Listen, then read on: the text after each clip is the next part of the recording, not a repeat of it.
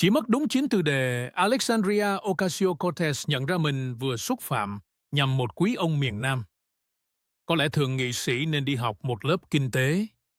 9 từ, đó là tất cả những gì cần thiết.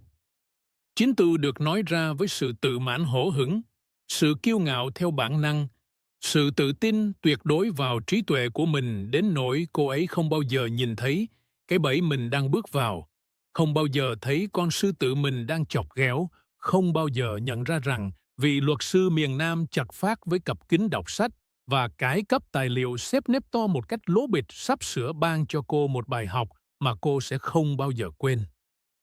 Nhưng tôi đang nói quá xa rồi. Hãy để tôi kể lại bối cảnh, vì chính bối cảnh sẽ khiến sự hủy diệt đó ngọt ngào hơn nhiều. Đó là một phiên điều trần chung của Thượng viện và Hạ viện về chính sách kinh tế và khả năng cạnh tranh của Mỹ. Một trong những màn trình diễn ở Washington thường chỉ tạo ra những câu nói sáo rộng và những luận điểm thiên vị. Phòng điều trần chật kín người. C-SPAN đã cho nhiều máy quay ghi hình, biết rằng với việc AOC điều trần về các đề xuất Green New Deal của cô ấy, những màn đối đầu gay gắt có thể sẽ xảy ra. Cô ngồi ở bàn nhân chung, được các thành viên biết đời ở khu vực khán đài phía sau hỗ trợ, trông giống hệt một nhà cách mạng trẻ tự tin. Kính mặt hàng hiệu, son môi đỏ đẫm và vẻ mặt quan tâm chân thành dành cho người lao động. Cô ấy đã điều trần khoảng 45 phút liên tục sử dụng các từ khóa như giao thoa, thay đổi hệ thống và công lý chuyển đổi, mà không ai thách thức cô ấy về ý nghĩa thực sự của bất kỳ điều gì trong số đó. Rồi đến lượt thượng nghị sĩ John Kennedy đặt câu hỏi. Ông ngồi ở cuối ghế ủy ban, kính hai tròng đất trên mũi, sắp xếp giấy tờ từ một tập tài liệu xếp nếp dày một cách vô lý, trông như một đạo cụ trong một vở hài kịch. Ông trông giống như mọi luật sư miền Nam mà bạn từng thấy. Bô vest hơi nhăn nhúm, cà vạt hơi lệch một chút.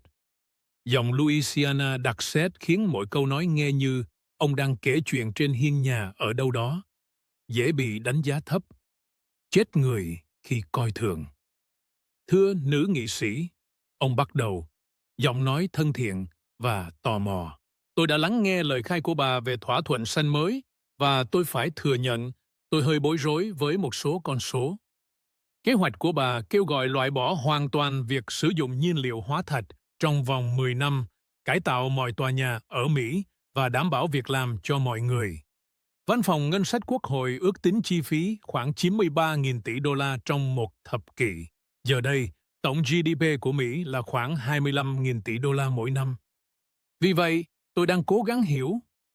Đó là lúc cô ấy mắc sai lầm. AOC ngắt lời, giọng nói đầy vẻ khinh thường. Thưa thượng nghị sĩ, với tất cả sự tôn trọng, có lẽ ông nên tham gia một lớp kinh tế thay vì dựa vào những suy nghĩ lỗi thời từ những người đàn ông lớn tuổi ở miền Nam không hiểu lý thuyết kinh tế hiện đại. Các chi phí này là các khoản đầu tư, không phải là chi tiêu. Và thẳng thắn mà nói, kiểu phân tích đơn giản này chính là lý do tại sao chúng ta cần một lãnh đạo mới thực sự hiểu sự phức tạp của các hệ thống kinh tế đương đại. Cả phòng im lặng như tờ. Đầu mối phóng viên ngang lên khỏi điện thoại của họ. Các máy quay phóng to. Các thành viên biết đời trên khán đài thực sự trông có vẻ lo lắng. Họ biết danh tiếng của Kennedy, ngay cả khi AOC rõ ràng là không. Kennedy chậm rãi tháo kính đọc sách, đặt chúng xuống bàn phía trước với vẻ cẩn thận thái quá và mỉm cười. Nụ cười đó, bất cứ ai từng thấy John Kennedy tham vấn một nhân chứng thù địch đều biết nụ cười đó. Đó là nụ cười của một kẻ săn mới vừa nhận ra con mồi đã tự bước vào vùng sát thương. Ông để sự im lặng kéo dài. 5 giây. 10. 15. AOC dịch chuyển không thoải mái, có lẽ bắt đầu nhận ra mình đã tính toán sai. Chủ tịch ủy ban trông như muốn can thiệp, nhưng không biết làm thế nào. Cuối cùng, Kennedy lên tiếng, giọng nói vẫn ngọt ngào như mật. Chà, nữ nghị sĩ bà thật hào phóng khi đưa ra lời khuyên giáo dục. Rất tử tế, tôi đánh giá cao điều đó. Ông ngừng lại, nụ cười càng nở rộng. Thực ra, tôi đã học một số lớp kinh tế tại Đại học Vanderbilt, nơi tôi tốt nghiệp với bằng danh dự. Sau đó là tại trường luật Đại học Virginia, nơi tôi học kinh tế hiến pháp và chính sách kinh tế. Và sau đó tại Đại học Oxford, nơi tôi là học giả Rhodes và học dưới sự hướng dẫn của giáo sư John Well cùng nhiều người khác. Người đàn ông xuất sắc, thực sự hiểu lý thuyết kinh tế của mình. Một khoảng lặng khác, ông cầm một tài liệu từ chồng giấy tờ của mình lên. Bà đã học kinh tế tại Đại học Boston, đúng không? Quan hệ quốc tế và kinh tế, tôi tin là vậy. Bà đã học thế nào trong các lớp kinh tế của mình? Tôi chỉ tò mò thôi, vì bà đang đề nghị giáo dục tôi. Mắt AOC bắt đầu đỏ bừng, nhưng Kennedy vẫn chưa dừng lại. You're absolutely spot on about one thing. I am an old Southern man, guilty as charged, and I do rely on some old-fashioned thinking. Things like basic arithmetic, supply and demand, the relationship between incentives and outcomes. Yeah, those sorts of outdated concepts. He opened up his accordion file, and papers spilled all across his desk. Now, since you think I need some educating, why don't you educate me, Kerry? Let's go through your Green New Deal, line by line. I've got questions. I've got your own statements, lots of them. And I've got a whole mess of facts right here that I reckon might surprise you. Kennedy looked directly into the C-SPAN camera. Folks watching at home, what you're about to witness is what happens when ideology meets arithmetic, when confidence meets competence, when a bartender who took some economics classes at BEU tries to lecture a Rhodes Scholar economist. Stay with me. This is going to be educational. He turned back to AOC, and his expression changed. That folksy charm was still there, but underneath, there was something sharp and dangerous. So, let's begin your education, Congresswoman. Kennedy settled back in his chair, the very picture of Southern comfort. But his eyes were sharp as he pulled out the first section of documents. Now, Congresswoman, before we go discussing your plan to revolutionize the entire American economy, I'm curious about something.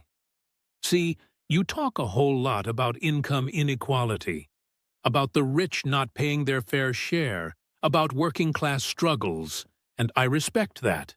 Those are important issues, truly. But I'm having a little trouble reconciling your message with your lifestyle. Now, maybe you can help this old Southern man understand the nuance I'm missing.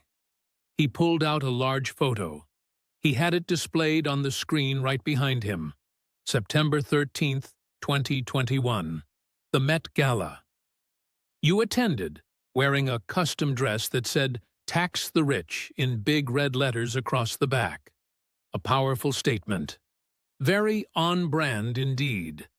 The dress was designed by Brothers, a luxury brand. Now, you've said the dress was borrowed and the ticket was gifted, which is mighty convenient. But let's talk about that ticket. Kennedy pulled out a financial document. Now, tickets to the Met Gala cost $35,000. $35,000, that's more than many Americans make in 8 months of full-time work. And you attended this event, one of the most exclusive, elitist gatherings in the world, surrounded by billionaires and millionaires, celebrities, and designer gowns worth hundreds of thousands of dollars. All of it just to make a statement about taxing the rich. He looked up, genuinely puzzled. Now, help me understand the economics of that. You're telling working-class Americans that the rich are the problem, while you're literally partying with them at an event that costs more to attend than a year of community college, mind you. Now, where's the nuance there? AOC tried to respond. It was about making a statement in spaces where... Making a statement. Kennedy interrupted gently. I see. Very important. Indeed. Now, let's talk about another statement you made with your choice of vehicle. And he pulled out DMV records. You drive a Tesla Model 3. Beautiful car. Very environmentally conscious. It costs about $48,000, depending on the options. Now, that's $8,000 more than the median household income in your district. The very people you represent, many of them make less in a year than your car even cost. Kennedy flipped through papers, narrating as he went, "And you bought this Tesla while pushing the Green New Deal, which would eliminate gas-powered vehicles. Force Americans to switch to electric cars they can't afford." See, the average working person in your district can't just drop $48,000 on a brand new car. They can't afford the $1,200 home charging station. They certainly can't afford the higher electricity bills that come with charging an EV. He looked up, all innocence. "But you can. You already have the Tesla, so your Green New Deal works great for you. But what about that single mom working 2 jobs who needs a 10-year-old Honda Civic to get to work? Now, where does she get $48,000? Or should she just take the bus and arrive late to both jobs?" The audience was riveted. Kennedy's tone was still friendly, still curious, but the questions were landing like body blows. "Now, speaking of where you live," Kennedy continued, pulling out rental agreements. "You currently reside in a luxury apartment building in the Navy Yard neighborhood of Washington, D.C. Beautiful area, very trendy. Your rent is $300 to $400 per month." He did the math out loud, slowly. "That's $4,800 per year just for rent. Now, you know what the average rent in the Bronx is? The area you represent? About $1,800 a month. You're paying almost double to live in luxury in D.C. while representing people who struggle to make any rent at all." Kennedy pulled out expense reports, held them up. "And let's talk about your dining habits. Campaign finance reports reveal spending at some of New York and D.C.'s most exclusive restaurants. We're talking team dinners at places where the cheapest entree will set you back $65. And strategy meetings? Those involved $400 bottles of wine. You've managed to spend over $47,000 of campaign money on high-end dining in just the past 2 years. He read from one receipt with dramatic care. "Here's one strategy dinner, Le Bernardin, $1,884.70. That's one dinner, Congresswoman, just one meal at a Michelin 3-star restaurant where the tasting menu alone costs $350 per person before you even consider wine. You shelled out almost $2,000 on a single dinner, all while representing people who need to clip coupons just to afford their groceries." Kennedy then leaned back, stroking his chin thoughtfully. "So, if this old Southern man can try to understand your economic philosophy correctly, let me see. Let me try to grasp the nuance," he added with a clear snort. "Working-class Americans are expected to sacrifice. They need to trade in their affordable gas cars for expensive electric vehicles they can't even afford. They're told to accept higher energy costs. They must limit their consumption. They're supposed to fundamentally change their lifestyles for the environment and for economic justice." He paused for dramatic effect. "But you get the Tesla.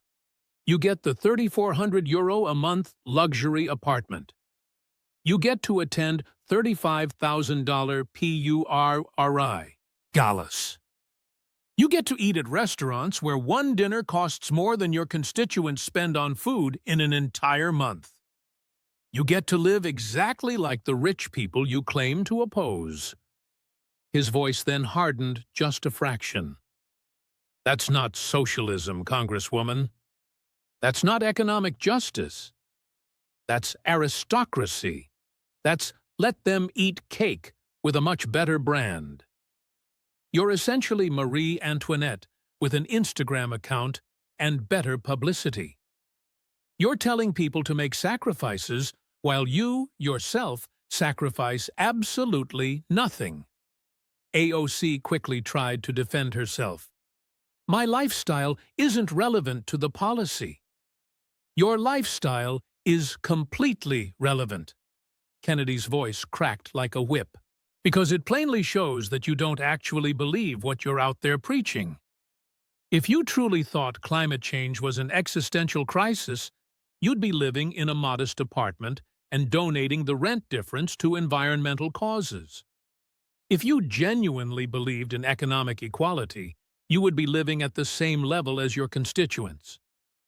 But you don't, because your socialism is for other people, not for yourself. He then pulled out another thick folder. But if you think your lifestyle hypocrisy is bad, just wait until we examine how you actually make your money. Because, Congresswoman, that's where your economic genius truly shines through. Kennedy then looked directly into the camera.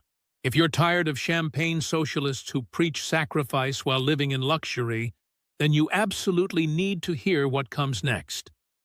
Because her lifestyle is truly just the appetizer.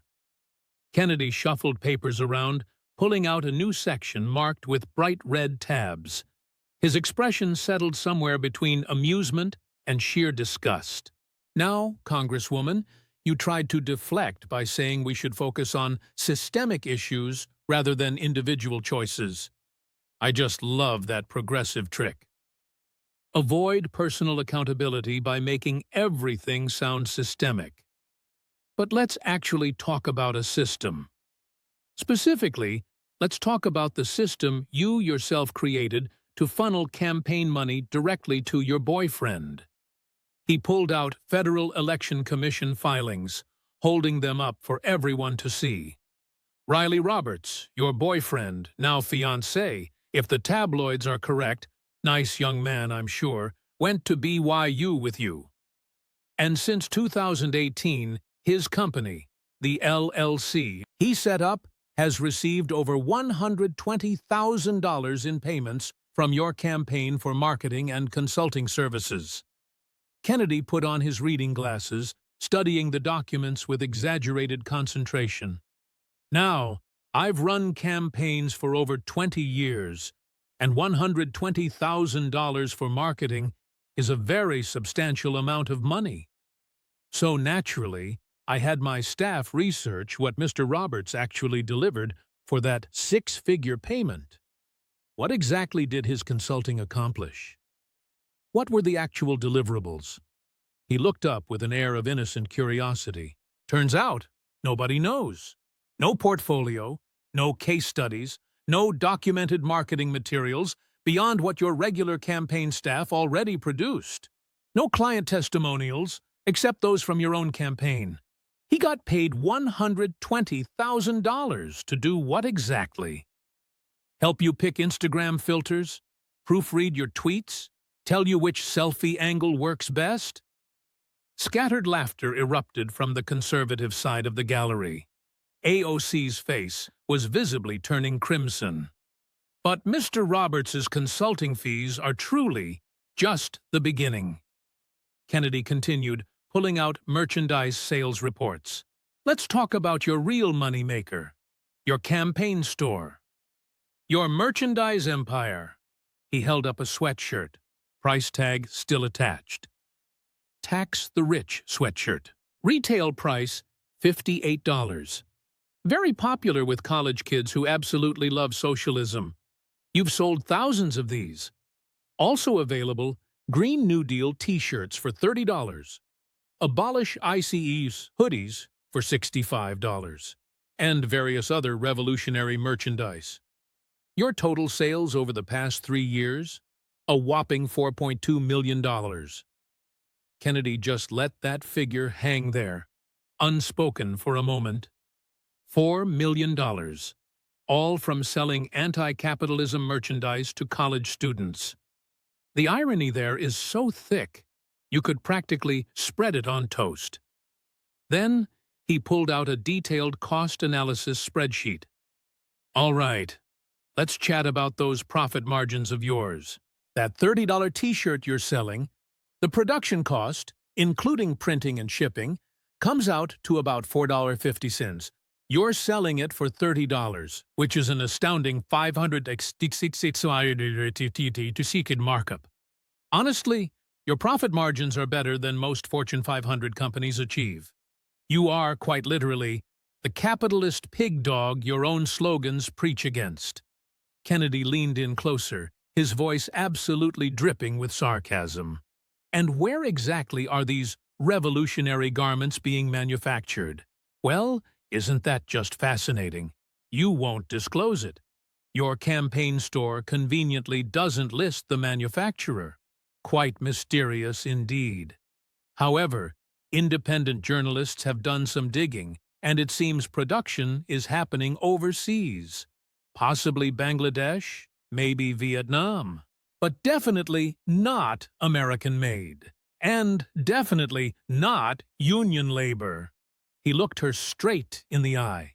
So, just to quickly sum up your business model, you're pulling in capitalist-level profit margins, selling socialist merchandise, all of it made by underpaid foreign workers. And you're doing this all while actively attacking American capitalism and constantly preaching about workers' rights. Did I get that right?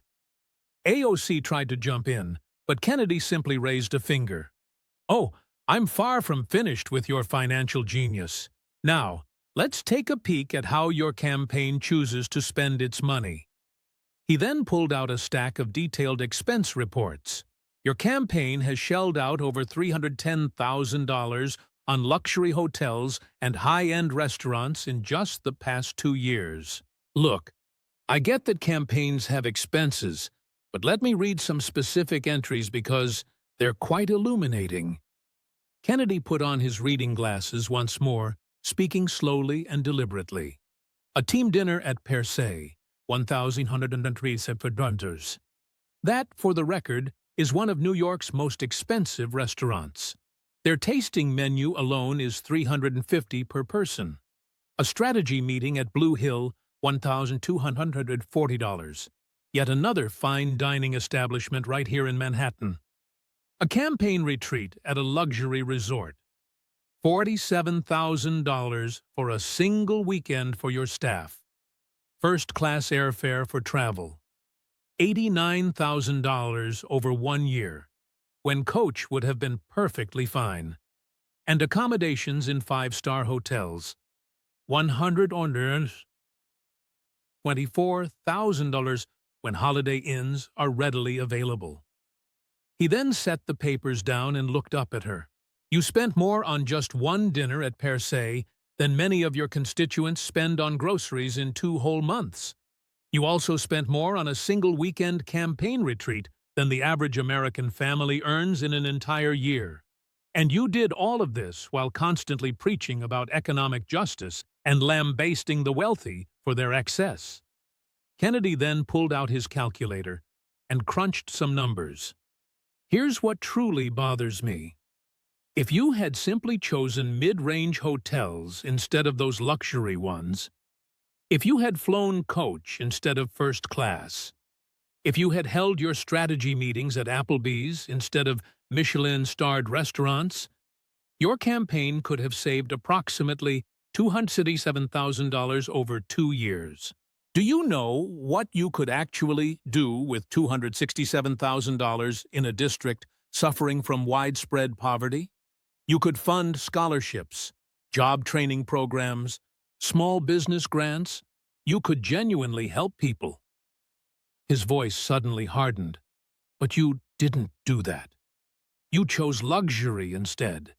You chose excess. You chose to live exactly like the wealthy elites you constantly criticize. Because your socialism, it's clearly a brand, not a genuine belief system. Kennedy then shifted gears, pulling out an entirely new document. Now, let's revisit your economics education, since that's what you offered to provide me. You claimed I didn't understand modern economic theory. So, let's just do some really basic math here. And I mean truly basic. The kind they teach right there in high school.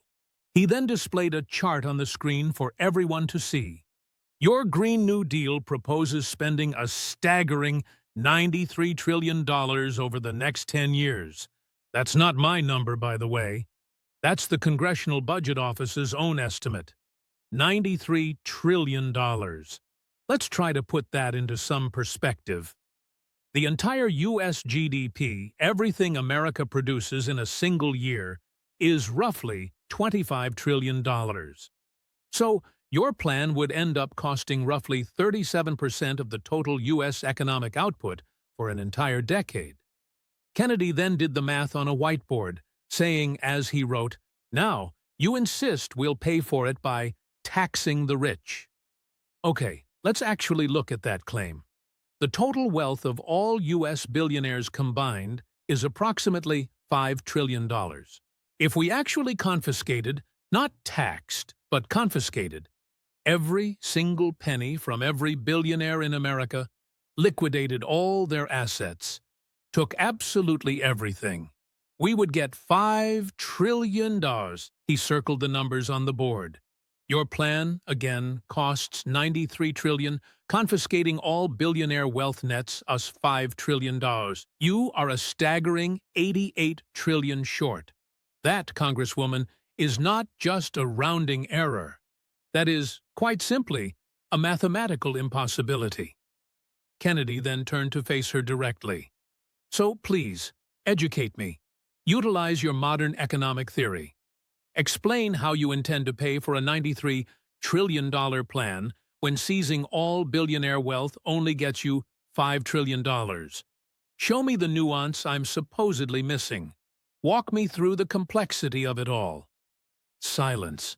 AOC opened her mouth, then closed it again. She just shuffled some papers. Kennedy's voice softened. That's okay. Let me explain this for you. You simply cannot afford it. Mathematically, it just doesn't work. You've thrown out a number that sounds groundbreaking and thrilling to anyone who hasn't grasped basic arithmetic. Yet, anyone with a grasp of fourth-grade math can instantly tell it's unfeasible. He collected his documents. Look, Congresswoman, this is the result when someone who just scraped by in undergraduate economics tries to lecture a person who learned from Nobel Prize-winning economists. You don't seem to grasp fundamental ideas like scarcity, trade-offs, or how taxes connect to revenue. What you do understand is merchandising. You understand branding. You definitely know how to pay your boyfriend using campaign money. And you understand capitalism perfectly well when you're the one making a profit. Kennedy's tone sharpened. You told me I needed an economics class. Congresswoman, what you need is a lesson in basic math, honesty, and how to spot hypocrisy when you're living it daily. He pulled out another huge folder. But if you believe your economic ignorance is bad, just wait until we look at the actual consequences of your policies in the real world. Let's discuss what happened when people actually took your advice. Let's talk about Amazon. He gazed into the camera. If you believe politicians should understand basic math before suggesting multi-trillion-dollar plans, then you absolutely need to hear what's coming next. Because we're going to see what AOC's economic brilliance actually looks like when it collides with reality. Kennedy's expression changed from amusement to something much more serious. Real anger mingled with deep disappointment. He retrieved a thick folder labeled Amazon HQ2 Economic Impact Analysis. Congresswoman, you tried to shift the conversation to your achievements, and you've repeatedly called killing the Amazon HQ2 deal in Queens your proudest moment. You celebrated it. You labeled it a win against corporate greed. You claimed you were shielding your community from gentrification and exploitation. He opened the folder, and his voice took on a harder edge. So, let's scrutinize your grand victory. Let's really see what you accomplished, because I believe the people of Queens deserve to understand what their representative truly cost them. Kennedy showed an economic impact study on the screen. In November 2018, Amazon declared they would construct their second headquarters in Long Island City, Queens. This agreement promised 25,000 jobs over a decade to 15 years. The average salary was $150,000. The total economic impact over 10 years was projected to be $27 billion. The city and state offered $3 billion in tax incentives, which seems like a huge amount, until you consider the net tax revenue would still come out to $18 billion. Three different economists, one liberal, one conservative, and one independent, all studied the deal and reached the identical conclusion. It was an enormous win for New York. He took out job projections. But it wasn't only 25,000 direct Amazon jobs. The economic ripple effect was expected to generate an additional 67,000 indirect jobs. This included construction workers putting up the buildings, restaurant staff serving the employees, retail workers in all the new stores that would open, service industry positions, and countless small business opportunities. That's 75,000 total jobs created by just one project. Kennedy lifted his gaze from his papers, his voice heavy with emotion. And you destroyed it. You orchestrated protests. You pressured politicians. You called Amazon a greedy corporation that wasn't worthy of New York. And they walked away. They took the deal to Virginia instead. Virginia gained the jobs. Virginia gained the tax revenue. Virginia gained the economic growth. And Queens was left with you. He brought up a video player, queuing up testimony. I want you to meet a few individuals, Congresswoman, some people whose lives you profoundly altered when you killed this deal.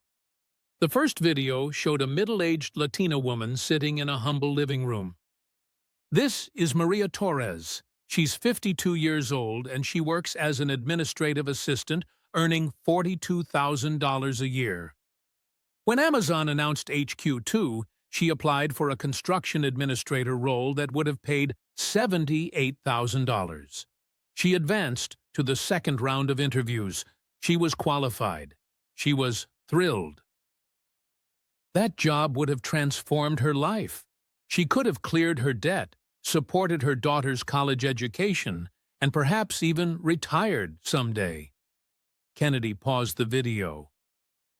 But you killed the deal. Maria is still making $42,000, still struggling, still living paycheck to paycheck. But at least you protected her from corporate greed, right?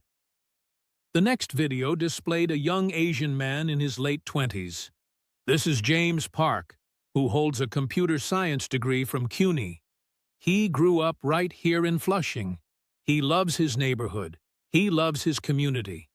Amazon offered him a software engineering job beginning at $120,000. When you ended the deal, James was left with a choice: stay in Queens without that position or relocate. He moved to Seattle, taking the very same Amazon job, just out there. Kennedy's voice began to rise. James isn't in Queens any longer. His family is still there. His friends are still there. His community remains right there, but he's gone. All because you decided that corporate greed mattered more than keeping talented young people in their own communities. Virginia and Washington got James. Queens, however, lost him. Quite a victory, Congresswoman. Then a third video played. An older man, clearly upset, sat in what looked like a closed restaurant. This is Robert Santos. He had owned a restaurant near the proposed Amazon site for 32 long years. When Amazon announced the project, Robert immediately saw opportunity. He took out loans to expand, he hired more staff, and he upgraded his kitchen. He was getting ready for the boom. Kennedy paused the video, his voice now heavy. When you killed that deal, Robert was left with debt he couldn't possibly pay, and expenses he simply couldn't cover. He held on for 18 grueling months, but finally closed his doors in 2000. 32 years in business, a family legacy, all gone because you simply didn't understand that sometimes business growth actually helps working people. He then pulled out a comprehensive report. And Roberts not alone. 47 small businesses in the Long Island City area closed down between 2019 and 2021. They had expanded, anticipating Amazon's arrival. They had hired staff. They had invested their hard-earned money. And when you pulled the rug out from under them, they simply collapsed. Kennedy's voice was truly rising now. Genuine anger was clearly coming through. But let's talk about the much bigger picture. Those 67,000 jobs that would have been created. Let's put that into human terms. That's 67,000 families with significantly better incomes. That's kids who could have gone to college. That's parents who could have retired with dignity. That's people who could have afforded health care, bought homes, and built wealth, all gone because of your sheer economic illiteracy. He then pulled out tax revenue projections, the $18 billion in net tax revenue that New York ultimately lost. You know what that could have funded? Schools, infrastructure, housing programs, all the social programs you claim to support, yet you killed the very deal that would have paid for them. Kennedy walked directly toward her position, his folksy manner now completely gone. And here's perhaps the most infuriating part of it all. Just 6 months after you killed 25,000 jobs in Queens, where did you move from your modest apartment in the Bronx? To a luxury building in Navy Yard, D.C. Your rent went from $1,600 to $3,400. Oh, you could certainly afford the upgrade, because you're making $174,000 a year in congressional salary, plus all that merchandise income, plus your speaking fees. His voice dripped with pure contempt. Maria Torres, though, can't afford an upgrade. She's still stuck in the same apartment, still struggling with that very same salary. James Park had to leave his home. Robert Santos lost his entire business. But you're doing absolutely fantastic, living in luxury, driving your Tesla, attending galas. The consequences of your decisions simply don't affect you at all. Kennedy returned to his desk, pulled out a final document, and then asked, "And you know what the cruelest irony is? Amazon, you see, is doing just fine. They took their deal to Virginia. Like I said, they're building HQ2 right there, creating those very same jobs, generating that identical economic growth. Everything you claimed would happen in Queens is happening, just in Virginia instead. You didn't stop Amazon. You didn't strike a blow against corporate greed. You merely deprived your own constituents of vital opportunity." He looked directly at her, his voice now quiet, but incredibly cutting. "You didn't fight corporate greed, Congresswoman. You fought opportunity. You fought prosperity. You fought working-class families who were simply trying to get ahead. And you did it from a position of privilege that none of them will ever know." Kennedy then gathered his papers. "Those 25,000 jobs are real jobs right now in Virginia, making $150,000 a year, supporting families and creating vital opportunities. And every single one of them could have been right there in Queens. They could have been your constituents. They could have been Maria and James and all the families of people who shopped at Robert's restaurant." His voice rose to a dramatic crescendo. "But you decided that ideology was far more important than true opportunity. You decided your brand, being the anti-corporate warrior, was more important than people's actual livelihoods, and Queens will be recovering from your decision for decades to come." He looked directly into the camera.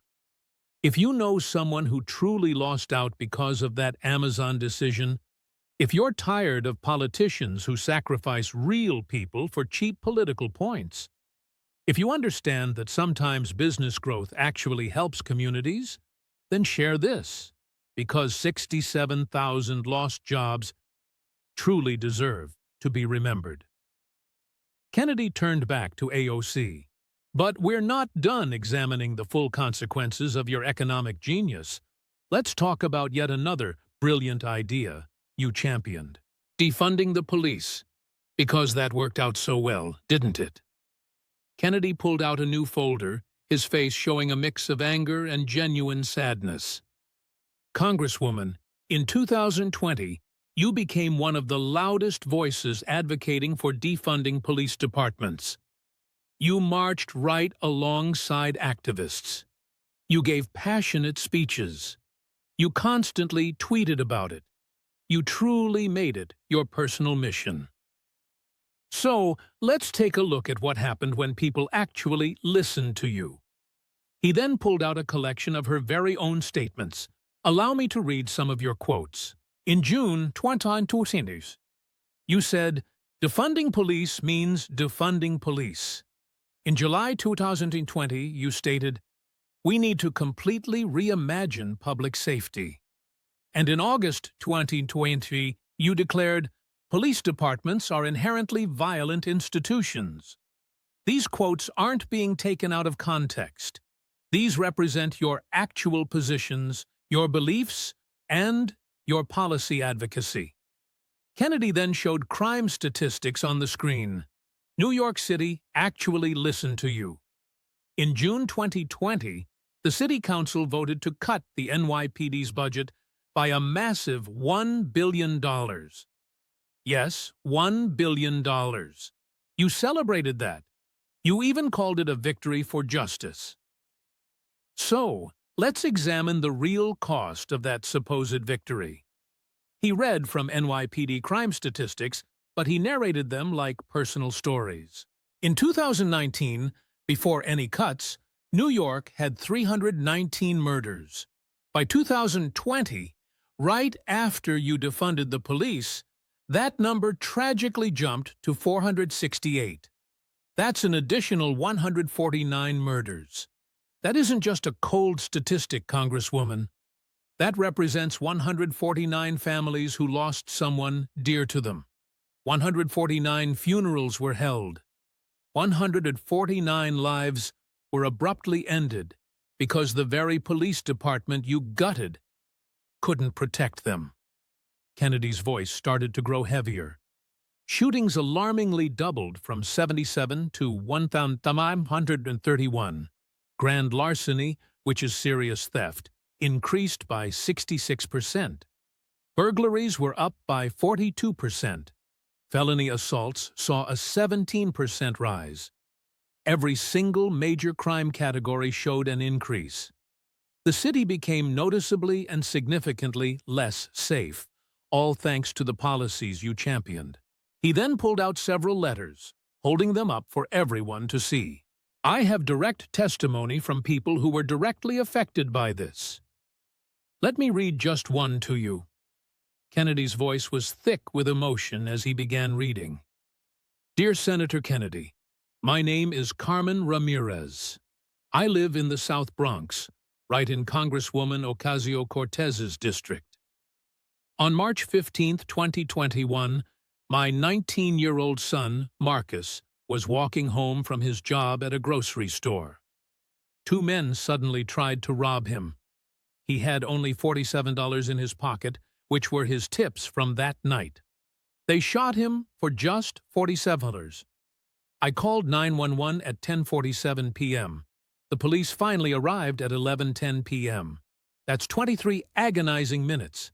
Before the budget cuts, the average response time in my neighborhood was 8 minutes. Just 8 minutes. If they'd arrived in 8 minutes, maybe Marcus would still be alive today. Maybe I would still have my son here with me. Maybe I would still have grandchildren someday. But Congresswoman Ocasio-Cortez said we absolutely needed to defund the police. She confidently said we would actually be safer. She was completely wrong. My son is dead, and she has never even bothered to call me. The entire hearing room fell into an absolute silence. Kennedy carefully sat the letter back down. Carmen wrote that letter 6 months ago. You still haven't called her. You still haven't acknowledged Marcus's death. Yet you've made dozens of Instagram videos about police violence. It's quite funny how that works, isn't it? He then pulled out yet another letter. This one is from David Chen. He owned a grocery store in Flushing for 40 long years. After the budget cuts and the resulting officer shortages, his store was robbed 3 separate times in 2021. Each time, the police took over an hour to respond.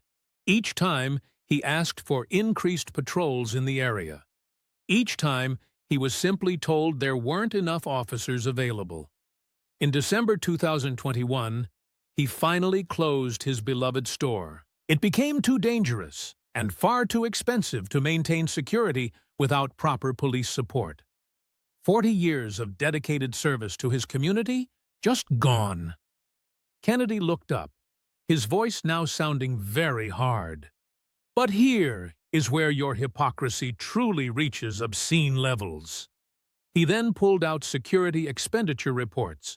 While you were busy defunding the police for regular New Yorkers, how much did taxpayers actually spend protecting you? Let me tell you, Capitol Police protection when you're in D.C. cost $387,000 in 2021 alone. Plus, NYPD security detail when you visit New York cost another $120,000. That's over $500,000 in public money specifically protecting you, all while you actively strip protection away from your constituents. Kennedy then pulled out Capitol Police request logs, stating, "And you haven't just accepted that protection passively.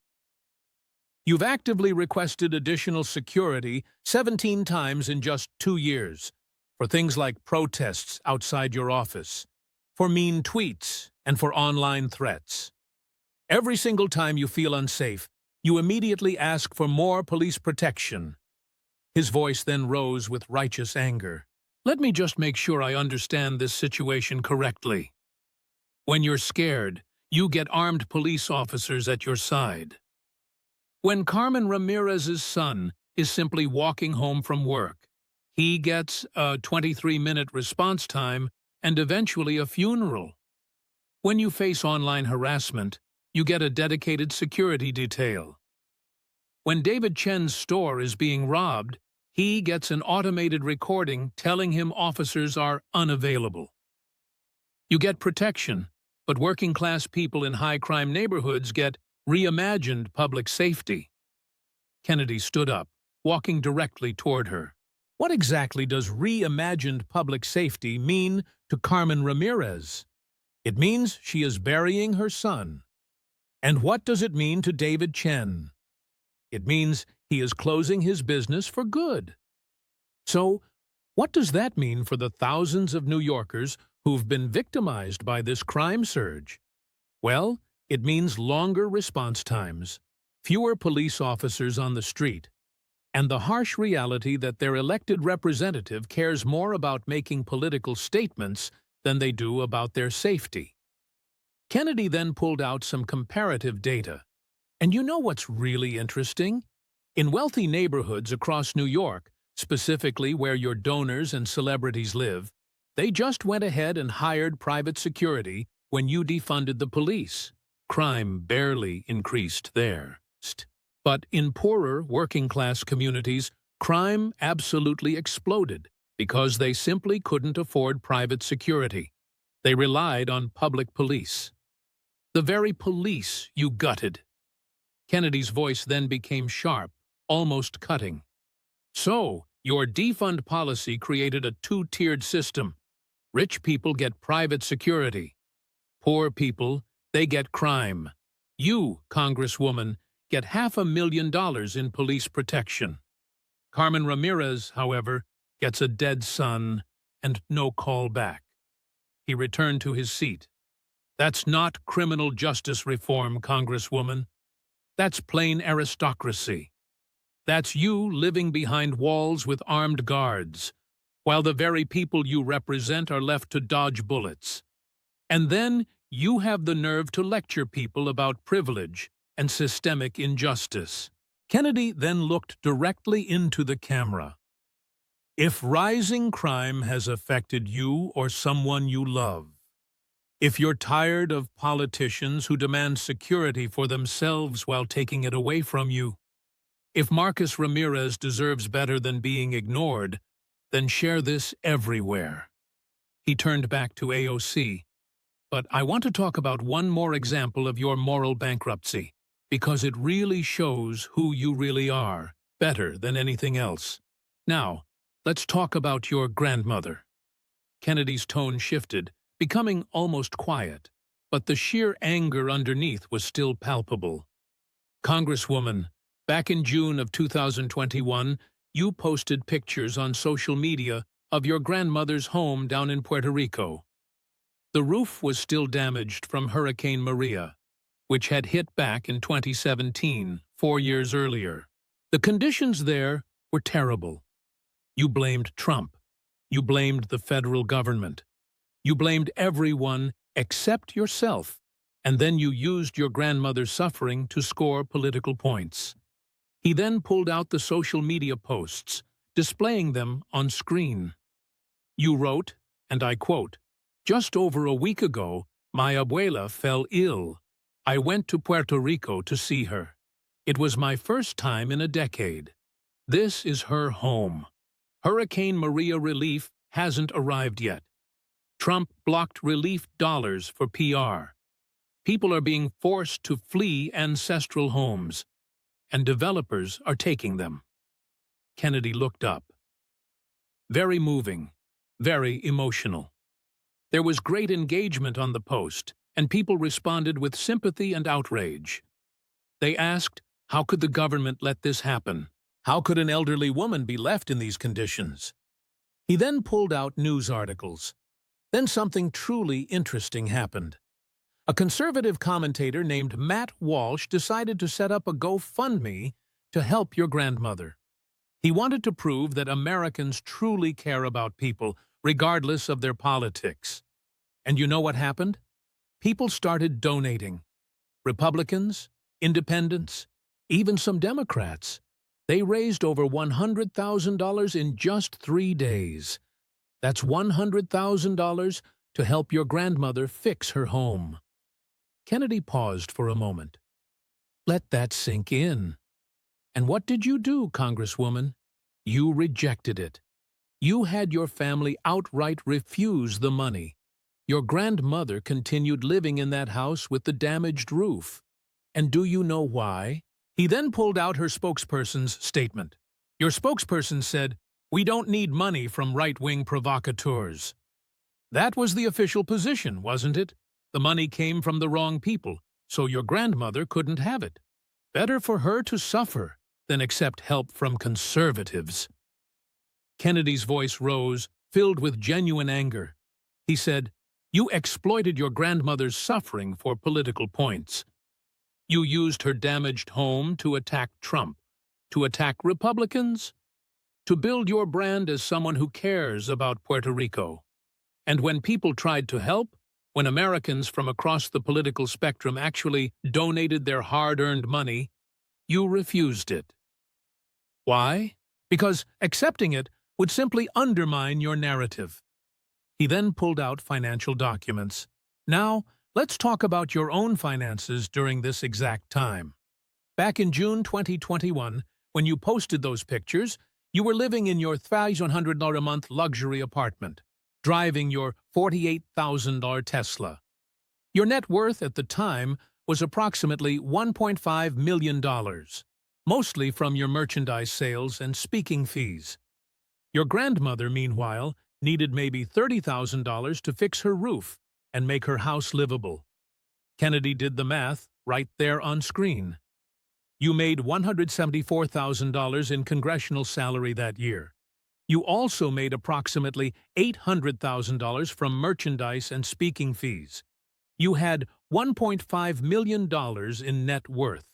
Your grandmother needed just $30,000. That's a mere 2% of your net worth. You could have easily written a check. You could have fixed it yourself. You could have quietly helped your own family. His voice then became sharp.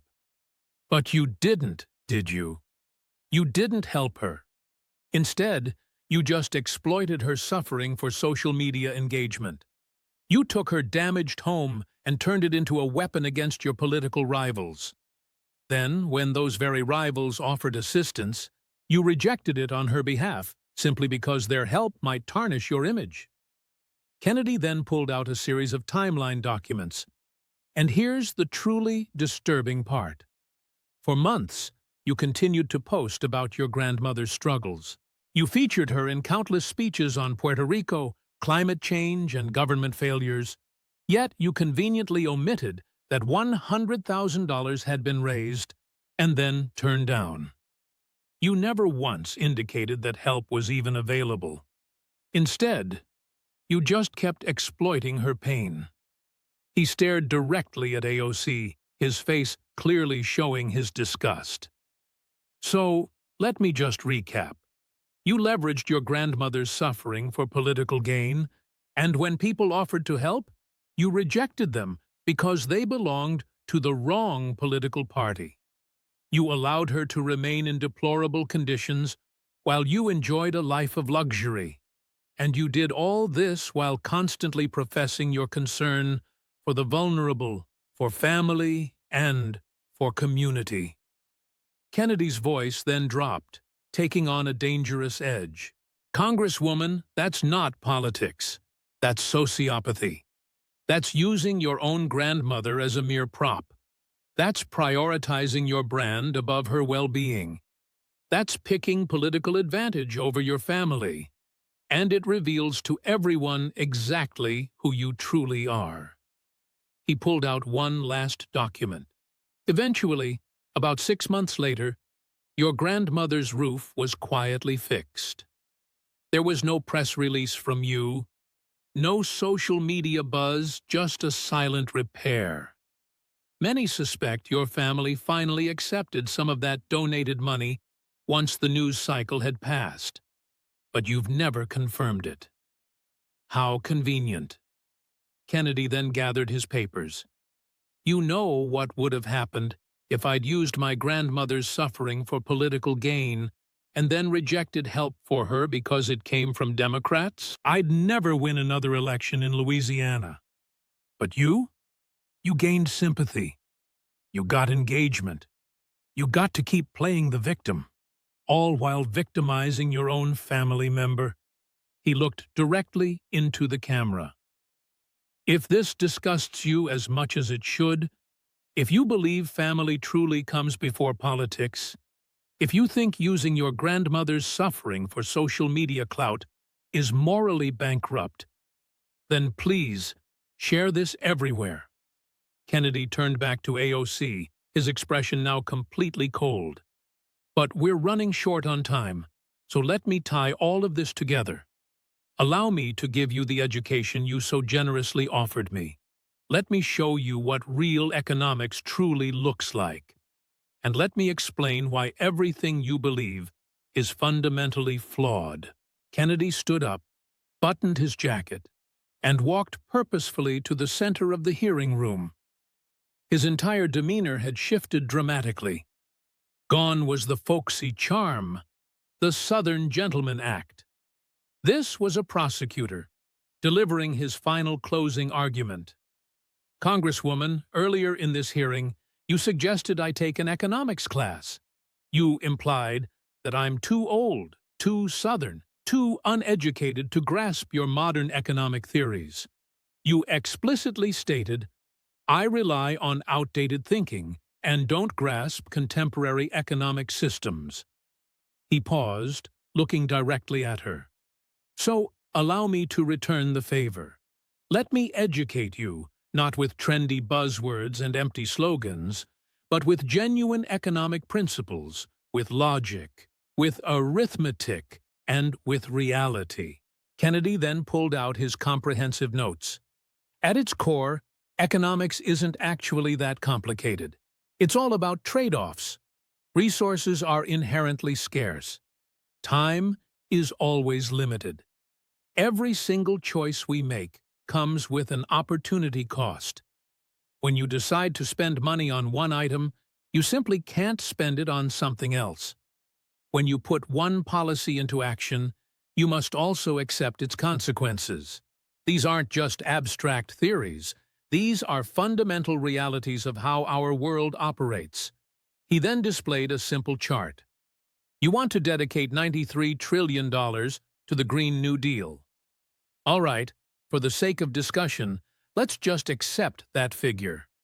Where exactly does that kind of money come from? You suggest we tax the rich. We've already established that's mathematically impossible. Seizing all billionaire wealth would net you $5 trillion, not the $93 trillion you're talking about. So, let's examine what would realistically happen. Kennedy walked to a whiteboard and began writing. To generate $93 trillion over 10 years, the federal government would need to increase its annual revenue by $9.3 trillion. Currently, federal revenue sits around $4.5 trillion.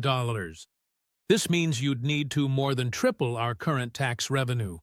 That translates to tax rates rising for everyone across all income levels, not just the wealthy.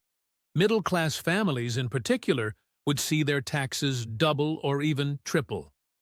He turned to face her directly. Now, what exactly happens when you triple taxes? Basic economics, the kind taught at respected universities like Vanderbilt and Oxford, informs us that excessively high tax rates inevitably stifle economic activity. People tend to work less when they get to keep a smaller portion of their earnings. Businesses, likewise, invest less when their profits face heavier taxation. Consequently, economic growth slows down significantly, or even grinds to a complete halt. Kennedy continued writing more numbers. When economic growth decelerates, tax revenue actually shrinks, rather than growing. It's known as the Laffer curve. High tax rates actually bring in less money than moderate ones because they really hurt the economy. So, your plan to collect $93 trillion by taxing the wealthy would actually make the economy smaller and bring in less overall revenue. You'd end up with less cash, not more. He put down the marker and walked towards her. But let's just pretend we ignore all of that. Let's imagine some magic happens and you actually get your $93 trillion. What would you truly achieve? You want to get rid of fossil fuels within 10 years? That's 10 million direct and indirect jobs in oil, gas, coal, and all related industries. What's going to happen to those people? Kennedy's voice got stronger. You talk about job retraining. Great. Wonderful. Let me tell you about Joe Thompson. That's a fictional name, but it's based on dozens of real people I've actually met. Joe is 52 years old. He's been working in coal mines in West Virginia for 30 years. He earns $67,000 a year. It's hard work, dangerous work, but it's honest work that supports his family. He really painted the picture. Under your plan, Joe loses his job. You offer him job retraining to become a solar panel installer. That job pays $32,000 a year, which is less than half of what he currently makes. Joe has a mortgage payment of $400 a month. His daughter is in college at $15,000 a year. His wife has medical bills. How is Joe supposed to survive on $32,000 when his expenses demand $67,000? Kennedy's voice grew louder. He can't. He loses his house. His daughter has to drop out of college. His family falls apart. But you don't care about Joe, because Joe doesn't live in Brooklyn or Queens. Joe lives in West Virginia, in a place you've never been and will never visit. Joe is just collateral damage in your revolution. He pulled out even more data, and Joe is just one of 10 million. 10 million people whose jobs you'd eliminate. 10 million families you'd destroy. All for a plan that wouldn't even achieve its goals because China, India, and developing nations would keep using fossil fuels, making the American sacrifice totally pointless. Kennedy walked to another part of the board. But let's talk about your other brilliant policy, defunding the police. You saw what happened in New York. Crime skyrocketed. Response times went way up. People died. Basic economics easily explains why. When you decrease the supply of something, in this case, police protection, and demand stays the same, you end up with shortages, longer response times, less coverage, and more crime. He turned to face her.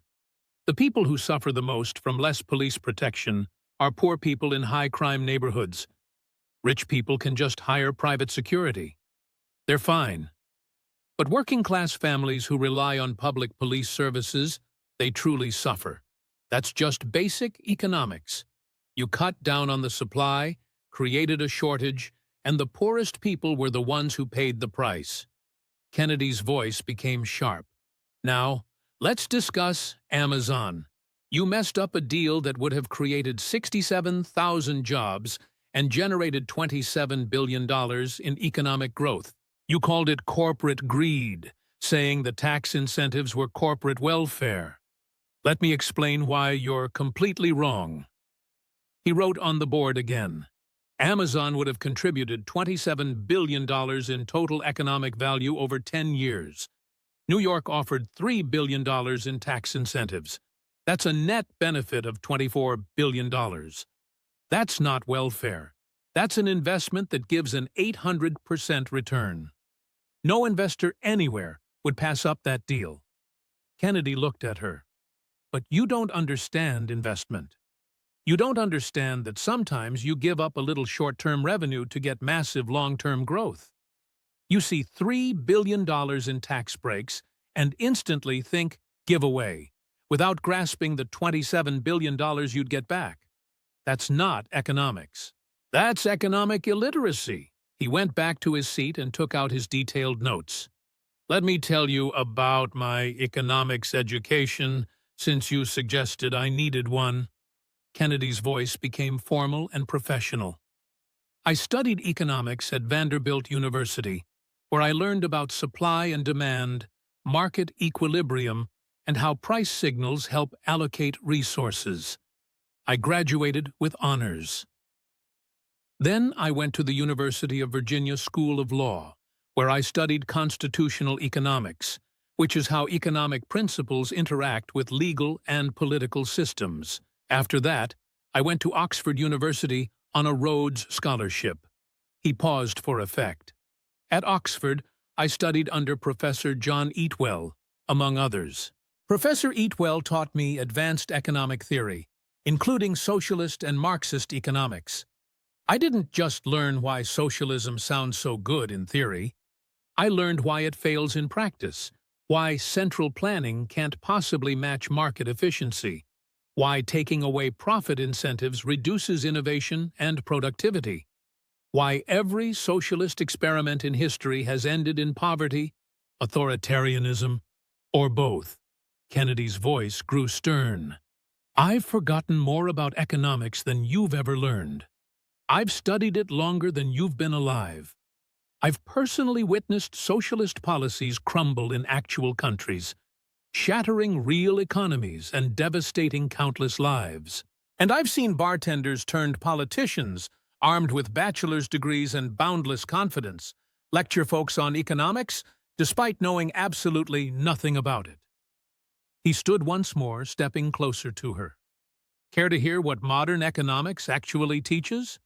It teaches that incentives are crucial, that free markets distribute resources far more efficiently than governments, that property rights foster prosperity, and that socialist policies ultimately fail because they clash with fundamental human nature.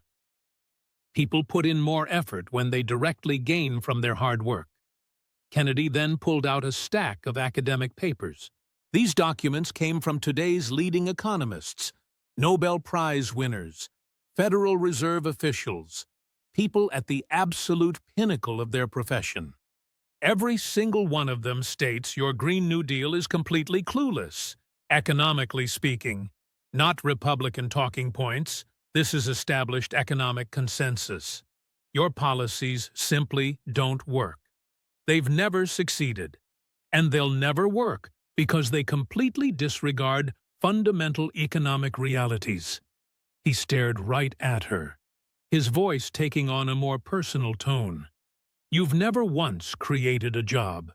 You've never built a business either. You've never had to meet a payroll.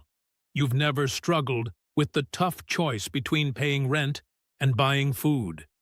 You went from bartender to congresswoman to millionaire in 3 years. You live a life of luxury, drive a Tesla, wear designer clothes, eat at expensive restaurants, and yet you lecture working people about making sacrifices. Kennedy's voice began to swell, reaching a peak.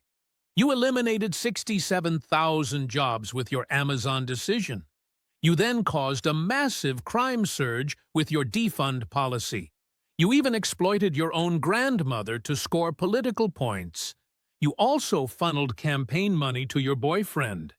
You sell $4 million worth of merchandise, all while preaching against capitalism. You reside in a 3D $400 apartment, yet you represent people who are struggling to pay $800 in rent. You attend $35,000 galas, all while lecturing others about inequality. He walked directly to where she sat, looking down at her intently. And you possess the audacity, the sheer, breathtaking arrogance to suggest that I need an economics education. Kennedy's voice then dropped, becoming quiet, yet somehow dangerous. Allow me to tell you what I grasp, that you clearly don't. I understand that capitalism has pulled more individuals out of poverty than any other system throughout human history. I understand that free markets succeed, while central planning inevitably fails. I understand that having jobs is superior to receiving handouts. Opportunity surpasses dependency, and freedom is far better than government control. I understand that when politicians promise free things, someone, somewhere, always ends up paying the price. I understand that good intentions don't absolve bad outcomes. He collected his accordion file, lifting it high. This file holds your entire record, your votes, your statements, your policies, and your failures. Every single piece of evidence I've shown today originated from your very own actions, your own words, and your own choices. I didn't invent any of it, nor I did not take anything out of context. This is precisely who you are. Kennedy then looked into the camera one last time. If you're tired of privileged socialists who've never actually created a single job lecturing you about economics, if you're tired of politicians who embrace a capitalist lifestyle while simultaneously preaching socialism, if you're tired of Alexandria Ocasio-Cortez, then share this everywhere. Record it. Save it. Show it to anyone who believes she represents the future of anything at all. Because Americans truly deserve better than a congresswoman who misunderstands economics, struggles with basic math, and can't tell the difference between an empty slogan and a real solution. He turned back to AOC, his face now completely cold. "Class dismissed, Congresswoman," he stated. "I hope you learned something, though given your entire record, I seriously doubt it." Kennedy sat back down, snapping his accordion file shut with finality, and folded his hands. The hearing room fell into an absolute hush. You could hear people breathing, camera shutters clicking, and someone nervously clearing their throat, yet no one uttered a word. AOC remained frozen in her seat. Her face displayed a volatile mix of rage and deep humiliation. She had entered the hearing feeling confident, surrounded by her squad supporters, fully prepared to promote her Green New Deal. She had insulted Kennedy, believing he was an easy mark, just an old Southern senator she could embarrass with her supposedly superior modern understanding. Instead, she had been systematically dismantled. Every single policy was scrutinized and found to be lacking.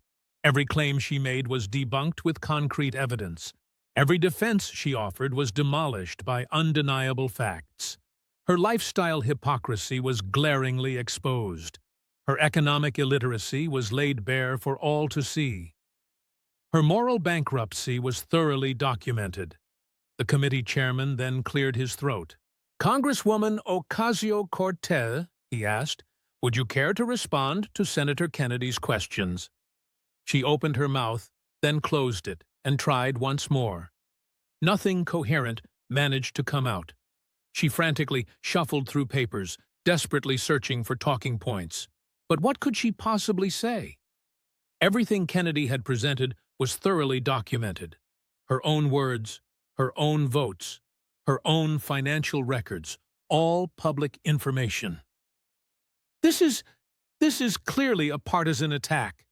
She finally managed to speak, her voice shaking. "Based on sexism and ageism, and ma'am," Kennedy interrupted gently, his Southern courtesy returning, "I cited your own campaign finance filings, your public statements, your voting record, and basic arithmetic. If facts are sexist, then reality itself has a bias problem." AOC tried again. "The senator is taking things out of context, and I read your full speeches. I provided complete quotes. I gave context. The context makes it worse, not better." She made one more attempt. "This hearing is a distraction from real issues." Kennedy smiled that dangerous smile. "The real issues are economic literacy, honest government, and understanding that policies have consequences. We just spent 2 hours on real issues. Very real. Painfully real for the 67,000 people who didn't get Amazon jobs, and for Carmen Ramirez, who lost her son." AOC stood abruptly, gathered her papers with shaking hands, and walked out. She didn't wait to be dismissed. She didn't make a closing statement. She just left her squad supporters scrambling after her, the cameras capturing every moment of her retreat. The hearing room erupted. Reporters sprinted for the exits, already typing on their phones. Conservative gallery members applauded, not mockingly, but in genuine appreciation for accountability. Even some Democrats looked thoughtful, troubled by what they'd witnessed. Kennedy just sat quietly, organizing his papers back into that massive accordion file, looking like he'd just finished a routine day at the office. Because, for him, it was routine. 40 years as a lawyer. Prepare thoroughly. Present evidence clearly. Let facts speak. And when someone insults you, prove them wrong so completely they can't recover within 12 minutes. Louisiana lesson was trending #1 on Twitter globally. Within an hour, the video clips had 15 million views.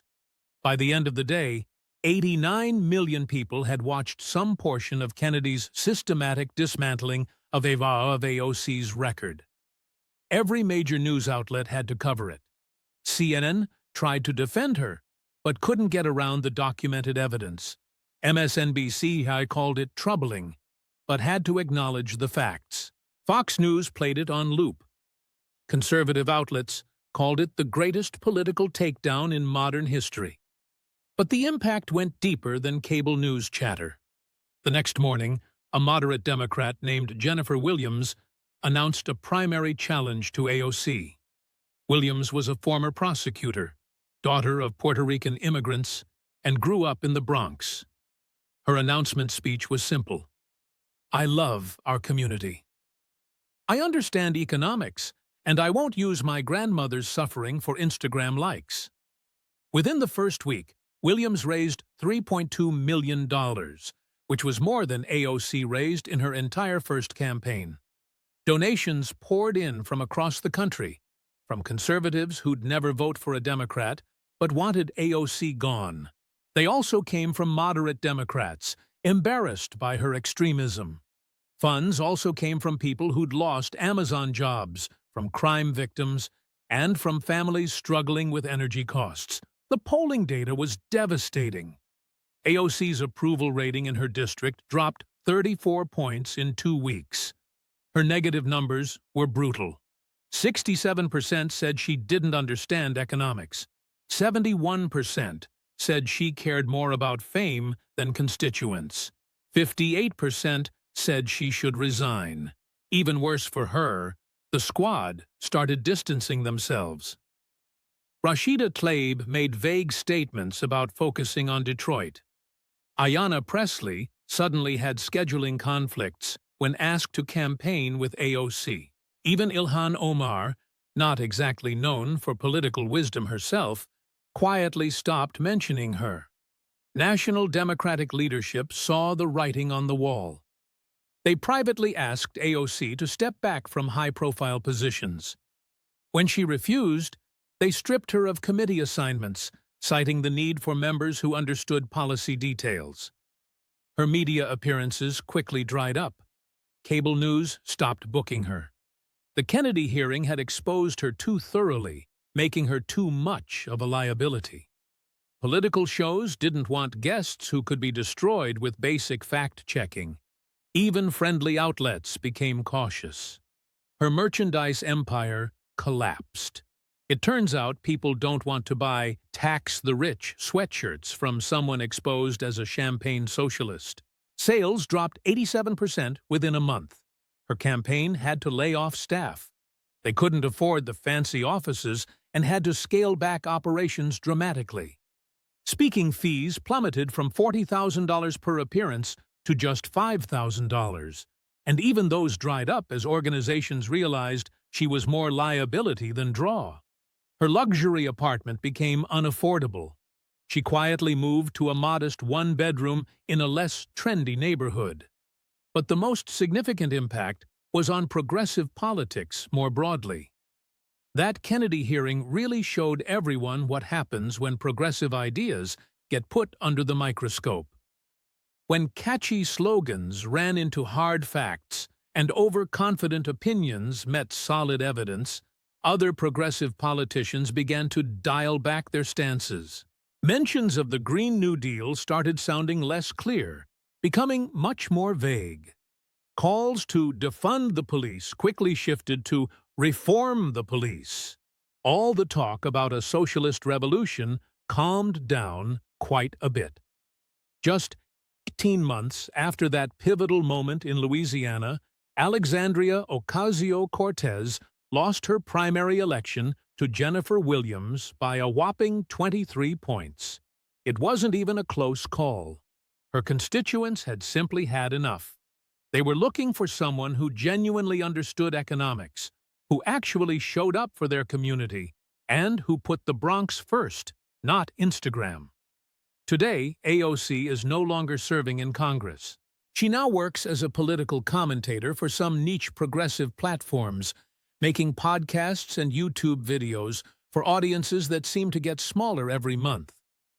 She still posts on X, but the interaction she gets is just a tiny fraction of what it used to be. The blue check mark might still be there, but her real influence has completely vanished. She now lives in a modest apartment right there in the Bronx. She even had to sell her Tesla, trading it in for a used Honda. Her designer wardrobe is long gone. That luxurious lifestyle she once had just disappeared. She experienced a real-time downgrade in her own life, truly understanding what her proposed policies would have actually done to millions of Americans. Her planned memoir was quietly dropped by her publisher. The documentary about her, which was already in production, ended up being shelved. She's gone from being a rising star to more of a cautionary tale. Nowadays, political science professors often use the Kennedy hearing as a perfect example of what happens when thorough preparation meets a big opportunity, when actual facts win out over empty slogans. And Senator John Kennedy? He's still there in the Senate. still asking questions with that signature folksy accent. And he's still pulling out those famous accordion files whenever someone needs to be held accountable. That very file from the AOC hearing was eventually given to the Smithsonian, now considered an artifact of political history. But even more importantly, Kennedy managed to prove something truly vital. Respect isn't something you get because of your age, your accent, or even where you're from. It's earned through genuine knowledge, unwavering integrity, and consistent results. And if you're missing all three of those things, it's probably best not to insult someone who clearly has them. That accordion file truly became legendary around Washington. Now, whenever politicians have to testify before any committee Kennedy is on, they prepare with extreme thoroughness. They double-check every single fact. They meticulously verify all their numbers. They even ensure their personal lifestyle aligns perfectly with their public statements. Because absolutely no one wants to end up being the next AOC. The lesson from Louisiana wasn't just about one congresswoman's spectacular downfall. It was really about facts winning out over feelings, clear math over abstract ideology, and genuine competence over mere confidence. It highlighted the crucial understanding that you simply can't spend money you don't possess, no matter how good your intentions might be. That cutting jobs always ends up hurting the very people who held them. That pulling funds from the police often results in an increase in crime. That using your own family for political advantage is, quite frankly, morally corrupt. It was about truly grasping that experience genuinely matters. That education goes far beyond just a bachelor's degree. And that someone who studied under actual Nobel Prize winners probably understands more about economics than someone who just bartended their way through college.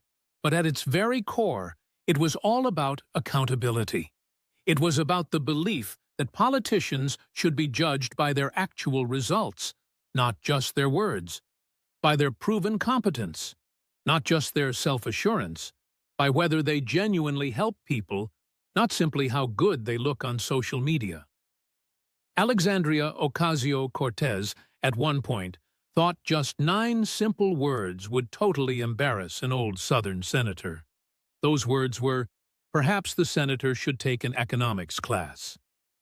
9 words, delivered with such casual disdain, such undeserved arrogance, and an absolute certainty that she was smarter than everyone else in the room. She was dead wrong. And for 2 solid hours, Senator John Kennedy, Rhodes Scholar, Oxford economist, and Louisiana lawyer, gave her an education she never saw coming and will certainly never forget. He taught her that capitalism actually pulls people out of poverty, while socialism tends to keep them stuck in it. That free markets truly work, and central planning consistently fails.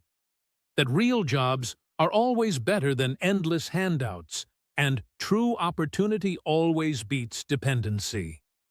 That having good intentions doesn't excuse bad results, and confidence is absolutely no replacement for actual competence. He showed her that when you eliminate 67,000 jobs, real families suffer. That when you defund the police, crime inevitably goes up. That when you take advantage of your own grandmother, people definitely notice. That when you live the life of a capitalist, but constantly preach socialism, you're nothing but a hypocrite. That when you secretly funnel campaign money to your boyfriend while publicly railing against corruption, you're acting like a total fraud. Most importantly, he taught her, and everyone else who was watching, that actions have consequences, that policies impact real human lives, that elections truly matter, and that basic arithmetic simply doesn't care about your political ideology. That accordion file contained 37 distinct sections of documentation, hundreds of pages, thousands of undeniable facts, all of it public record, and all of it, ultimately, AOC's own making. Senator Kennedy didn't actually destroy Alexandria Ocasio-Cortez's career that day. She actually brought it down herself through years of pure hypocrisy, along with economic illiteracy and, frankly, moral bankruptcy. Kennedy simply documented it all, organized it, and then presented it clearly enough so that everyone could clearly see it. That's not some kind of partisan attack. That right there is accountability. And honestly, it's pretty beautiful. If you're someone who believes that competence always beats confidence, if you think experience truly matters more than just catchy slogans, if you're fed up with privileged socialists constantly lecturing working Americans about economics, all while they're living in luxury, then share this story everywhere and make sure to comment below with your own experience regarding politicians who promise absolutely everything but then deliver absolutely nothing. Because this, truly, is what accountability genuinely looks like. This is precisely what happens when hard facts go up against feelings, and the facts ultimately win. This is exactly what happens when a bartender, who just happens to have a bachelor's degree, insults a Rhodes Scholar, armed with nothing but an accordion file. Senator John Kennedy didn't simply defeat Alexandria Ocasio-Cortez on that day. He truly reminded America that we absolutely don't have to put up with economic illiteracy, blatant moral hypocrisy, and even confident ignorance from our very own representatives. We have every right to demand better. We can certainly expect more from them. We can hold them accountable. And when they try to insult us, or insult those who actually represent us, well, we can educate them right back, ourselves. That's not being simple-minded at all. No, that's truly American. Class dismissed.